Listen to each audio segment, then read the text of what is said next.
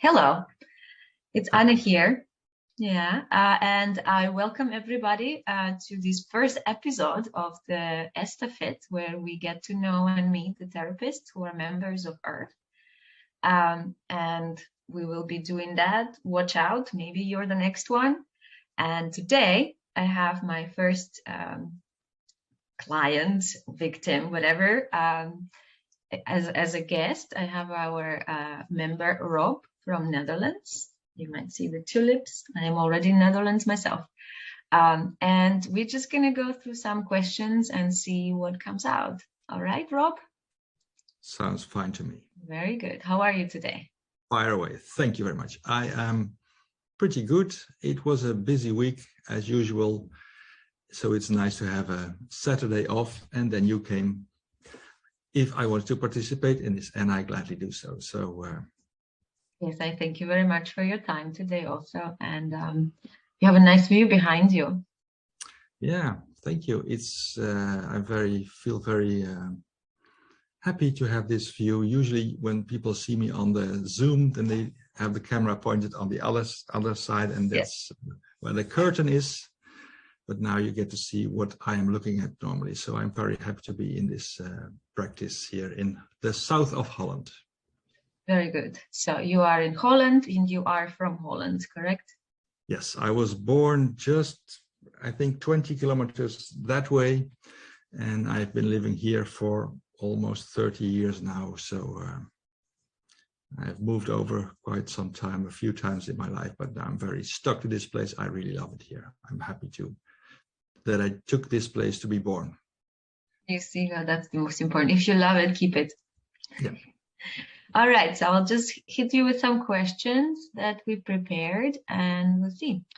Could you tell me about your education and your training that you had in your life? Okay, yeah. I went to university. I was trained in communications. I worked as a copywriter, and I was a teacher in Dutch language, and mostly in communications I've worked. And I was trained at Tasso.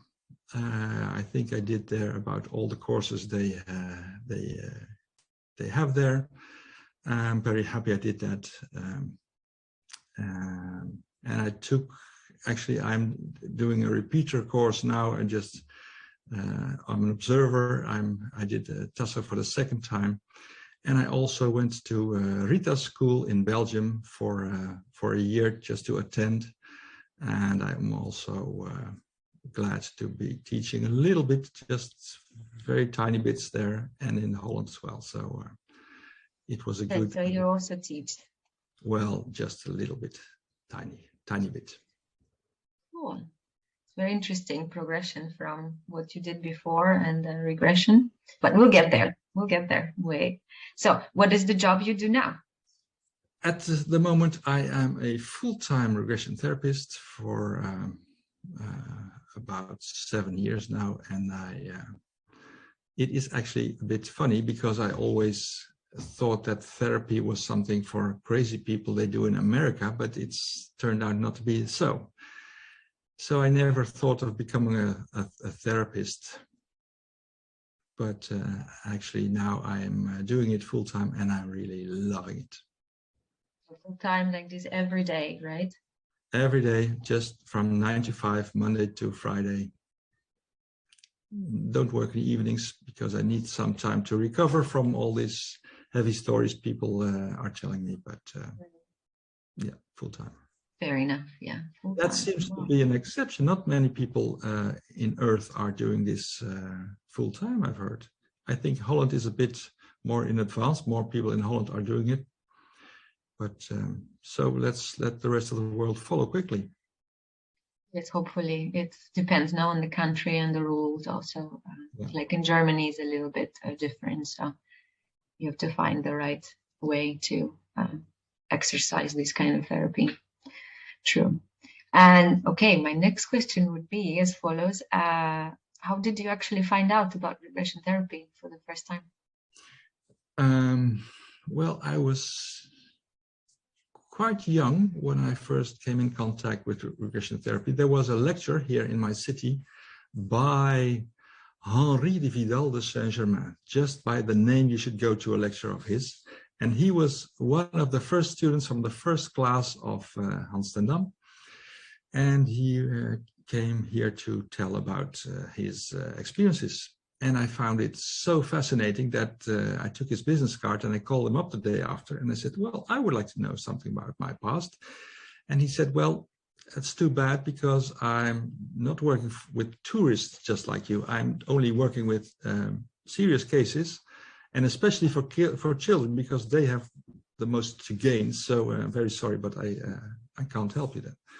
And I was a bit disappointed and also impressed because I didn't really get the point that it actually was therapy for serious things. I just heard the spectacular stories.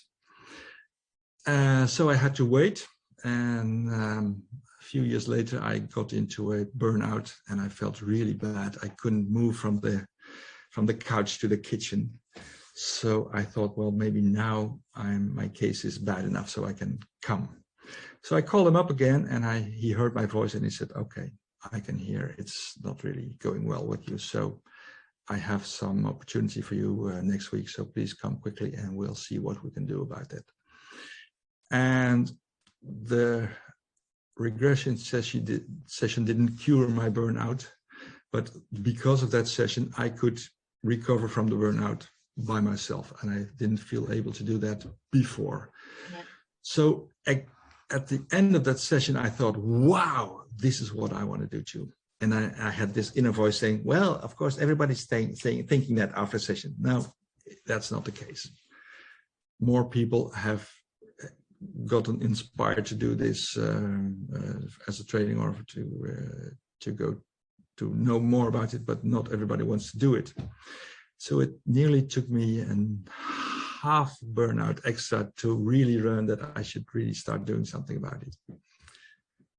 And actually, I knew since I was a child, as a 4 or 5 year old, I knew I was going to do something like this. And I knew that before being able to do it, I had to have my hair gray. Now, actually, I qualify by now, so I can do this.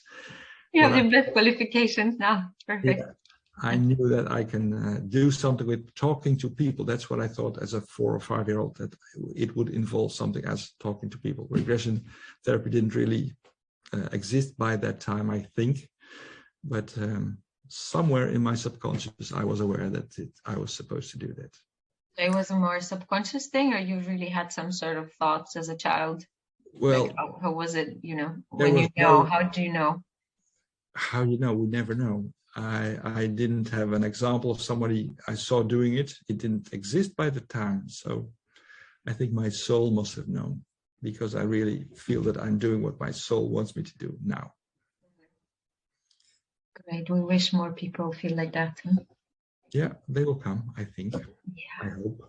We'll see. Great. Is there anything in your practice that you like to use as an induction methods? Anything special or anything? I know you cannot say favorite. Well, I use them all. I think it's really important to have them connect to the body. Since I've been working with my mind all of my life, so I tend to be someone mental. So I had to learn that I had to involve the body as well, and that turns out to work fine. So I always ask for connecting the body and somatics, and from there on, the emotions always come. And but I always start with a body scan. That's I think it's secret to the trade. So now all of you know, and I probably think you already knew before. Yes. Yeah. I think it's one of the best ways to go in. Also, for me, definitely as myself as a person, not as a client, let's say. And you are, of course, a body person. That's your life. For me, it's very easy. Yeah. I want to say half your life, but it's your entire life, I think. Yes. So, and also, do you use any other therapies, or you just work purely with regression in your practice? pretty much pure in regression. I did take the course from Roland de Chateau in emotive therapy, which was interesting, but not really for me. I do use some tools of it, and I tend to use a lot of things I have learned in face reading and Chinese face reading. Now that could be interesting for all of us, but I hardly have ever heard anyone talk about it, except for this week during the workshop that Nassos gave. And then Heike Bettendorf told me that she was also into face reading. So next Congress or convention, I have to definitely talk about that with her.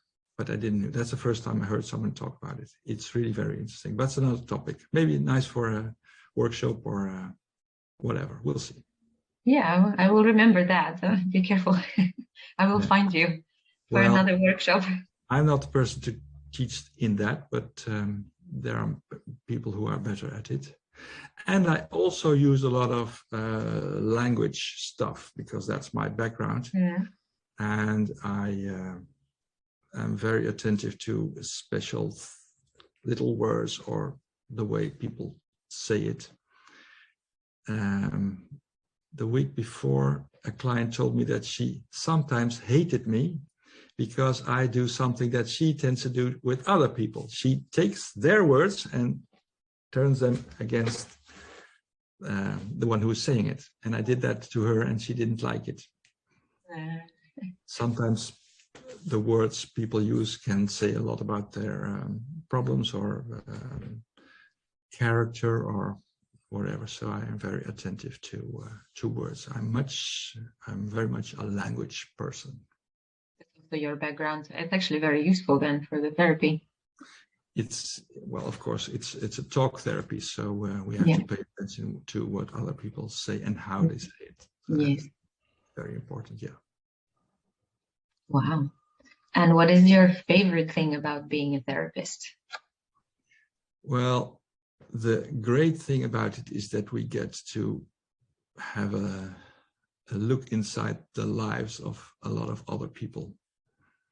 And sometimes I get very impressed about the courage they take as a soul to take the challenge to lead these lives. A lot of clients are much more courageous than I am, so they take upon the task of resolving karma. I would never have the courage to do so, so I tend to make a deep bow for them, and especially the clients that feeling very down are impressed by it. And they think, but you are a therapist. Yeah, but you actually do it. I only am here to guide you a little bit with it, but I am very, very timid about what a lot of clients do. It's also good for clients to realize what they're doing. Yeah. So for their own understanding of their path. And you get to know people in all kinds of parts of society, and all the extremes, being very famous or rich or very poor or living in harsh conditions or suffering very severe mental conditions. It's extremely interesting, and it never wears out. It's a miracle every day. So I'm really very grateful to being able to do this job. Yeah. Favorite story that you could share with us? Probably have many, but there are many, and every day there are more. But what impressed me most was I was actually I had just graduated or was about to graduate, and then some lady called, it's actually a fun story about how she came on my path. She had read the book from Michael Newton about life between lives, and she was talking about it with someone else. Oh, let's do that. Oh, but we have to go to America. Oh, that's going to be expensive and it's going to take a lot of time. So, pity. But maybe there's a way of doing it in Europe. Okay, let's find out. So they started to Google and they found out it was possible to do a session like that in Europe. And it was even possible to do it in their own country, in the Netherlands. And then they start digging deeper, and they found out that just 3 kilometers from their own house, there was this guy doing this. So they didn't have to go to America. So that's the way they came across me. And she called up and she said, I want to do a life between lines sessions. Okay, we can do that. So we made an appointment. And at that time, I wasn't too experienced, so I didn't have a really great procedure about intakes. So I did not know much about this lady. And when the time she came here, she was actually handed over by her mother. And she was, well, actually, she was pretty much dead. I saw death in her eyes when I opened the front door for her. So it's giving me goosebumps now, because I wasn't too experienced about these things at that time.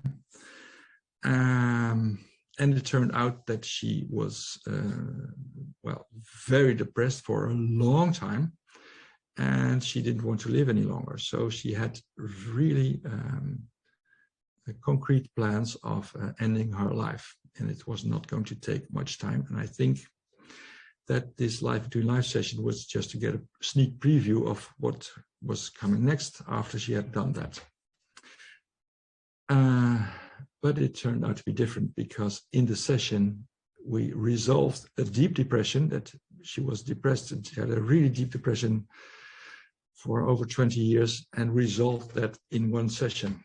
And it was amazing for me to witness it disappear. And oh yeah, I still was graduating then, because I was doing research on brainwaves, and I was recording brainwaves, and I want to do a statistical analysis on that, which is not really my thing. And after that session, I realized I shouldn't be doing any statistical analysis. I should just be doing this, the real job, and let the statistics be done by someone else. That was really impressive for me.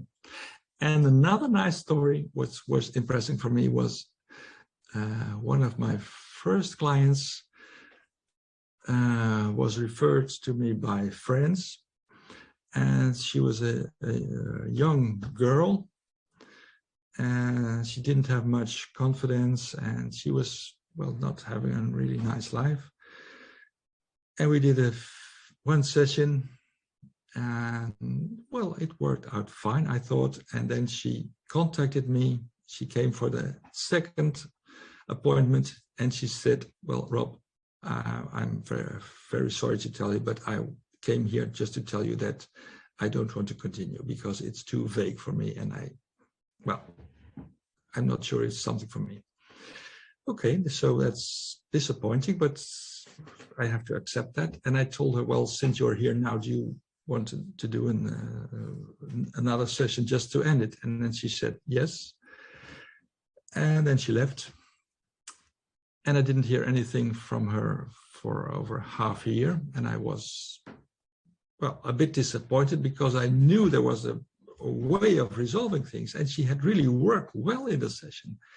And then after this half year, she contacted me again, and she said, Rob, I'm very sorry I didn't give you any notice, but I was so busy catching up with my life, because I was feeling so worthless, and now all these feelings of being depressed, etc., have gone. So I really start going out. I'm having friends, I'm having dates, I'm starting to study. So she didn't have time to contact me. And I'm totally fine with that. I'm glad that she took the time to catch up with all the things she had to do as a youngster. And that was very, very impressive as well. Nice now when the client contacts you later and gives you such a feedback. Yeah, it's always nice to hear. But a lot of times you don't hear anything about that, and it actually can be a good sign. Yeah, that's true. Maybe they're just following their road, hopefully enjoying it. Yeah. Nice. Thank you for that, for sharing that. Are there any other activities you do in regression field? I know you're a member of other organizations also, not only Earth. Well, yeah.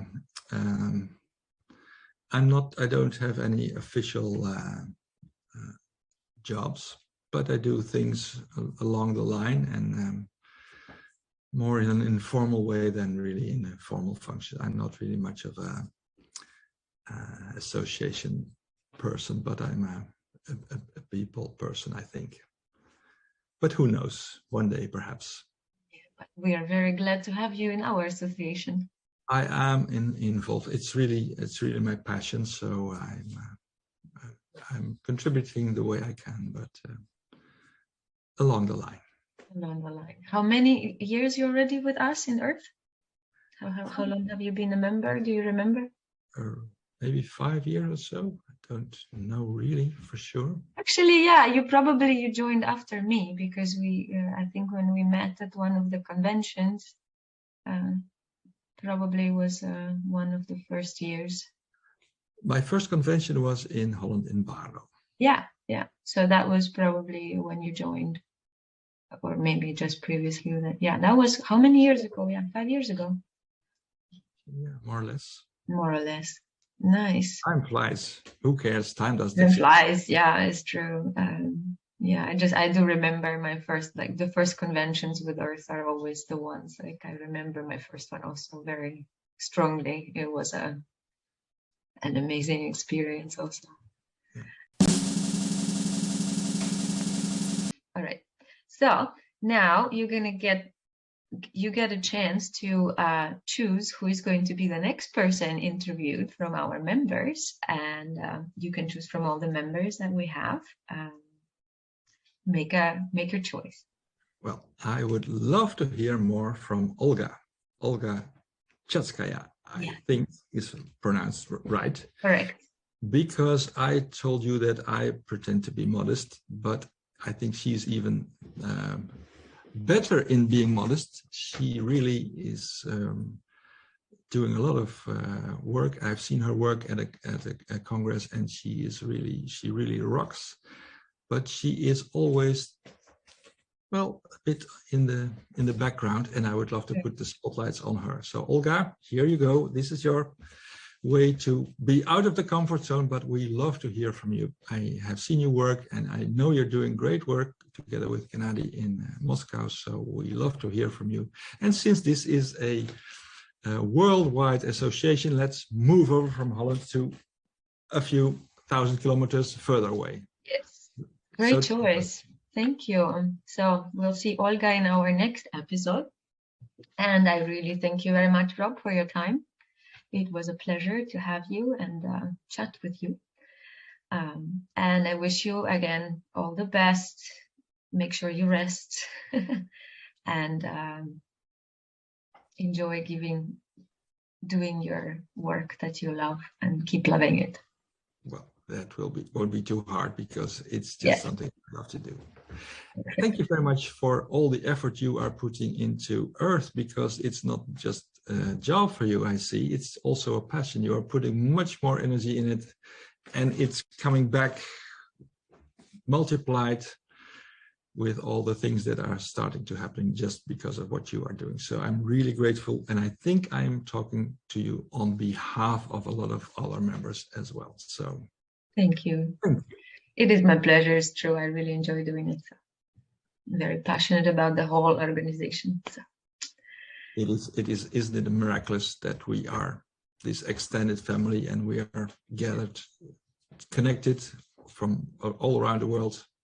It's always nice to see everyone at conventions or even online. Of course, it's much more fun to do it real life, but still, we are all together in this crazy business.